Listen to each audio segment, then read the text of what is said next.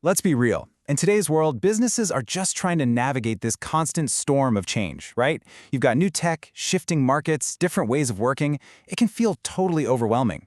So in this explainer, we're going to talk about the blueprint for moving from just surviving all that chaos to actually thriving in it. Let's dive in. So here's the big question, the one every single leader is asking themselves right now.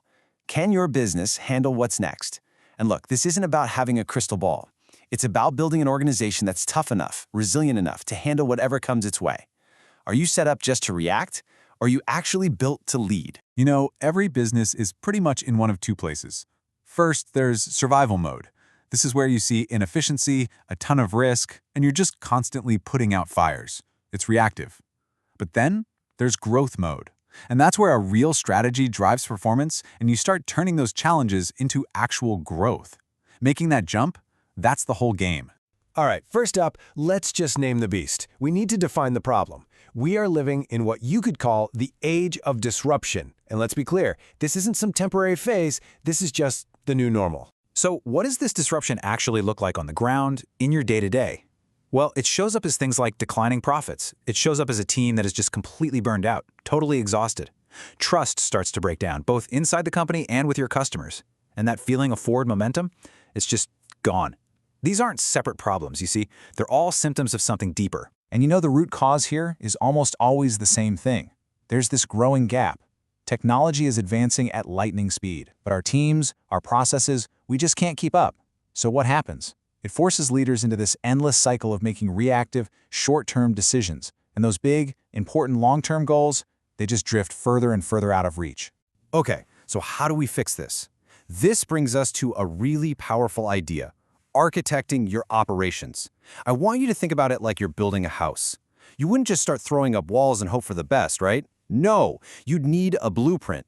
It's about being deliberate, being structured in how you build your business for what's coming. And the whole point of this architect mindset, it's really simple, but it's powerful. It's about taking all that crazy complexity of the modern world and turning it into crystal clear direction.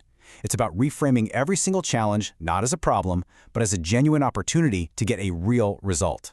So this whole approach follows a really clear 5-step process. First, it all kicks off with diagnostics. You got to get a brutally honest look at where you really are. Then, that assessment feeds into your strategy. That's the actual blueprint for where you're headed. From there, it's all about training, getting your team ready for the journey. And that's followed by disciplined implementation to actually make the plan happen. And the last step, that's growth. That's where you scale up what's working and really hit the accelerator on performance. Okay, so we've got the big picture. Now let's zoom in a bit and talk about 4 absolutely essential capabilities that every leader needs to make any of this a reality. The first essential is diagnostics. And when we say diagnostics, we're not just talking about looking at spreadsheets, okay? This is a deep, holistic look at everything, your processes, your tech, your management style, and yeah, even the mindset of your organization. The whole point is to find those hidden opportunities where things could be so much better. Because what you get from great diagnostics is clarity. That's the prize. It's about gaining these clear, actionable insights so you can finally see exactly how well your day-to-day operations line up with your big-picture digital strategy. Without that, you're really just guessing. Right. Once you know where you are, you have to figure out where you're going. That's where road mapping comes in. This is all about crafting a super clear vision for your operations and then building a practical, step-by-step roadmap that lines up all your digital projects with what your team is actually ready to take on. And that's what this is all about. It's that critical bridge you have to build. It's the exact point where your high-level vision for the business meets the real-world, day-to-day digital execution. When you get those two things connected, suddenly everyone starts pulling in the same direction. Now, this third one is huge. It's all about the people. Leadership capacity. You can have the best plan, the best tech in the world, but if your leaders aren't equipped to drive that change, it's gonna fall flat. This is about giving them the frameworks and, just as important, the right mindset to lead these complex changes with real confidence. Yeah, it's all about truly empowering your leaders, giving them the tools they need to drive change all the way from that initial mindset shift, through the messy middle, and right to a successful execution. That's how you get the whole team to follow. And finally, the fourth essential is building what we call a sustainability engine. Because, let's face it, change isn't a one-and-done project anymore. It's just constant. This is about creating systems that can actually evolve over time, keeping your team locked in on what matters without causing that burnout we talked about earlier. Think of it like putting up guardrails for your team's energy and focus.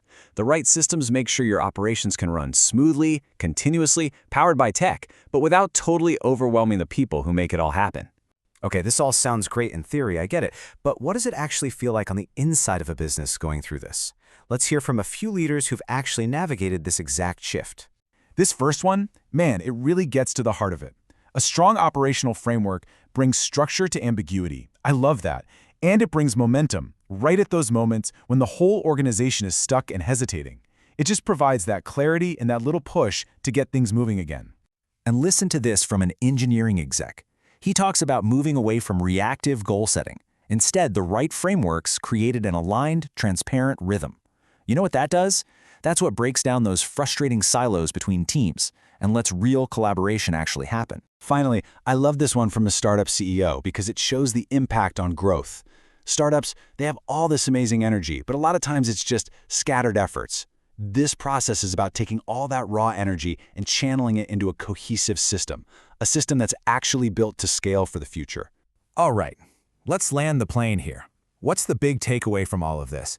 When you boil it all down, it's about taking back control. It's about truly commanding your future. And this, right here, is the ultimate shift in your mindset. When you have the right operational blueprint, you finally stop playing defense. You're no longer just trying to keep up with every little change. You get to go on offense. You can actually start to shape what's coming next in your industry. So that leaves us with one final question. I want you to really think about your own organization, your own team.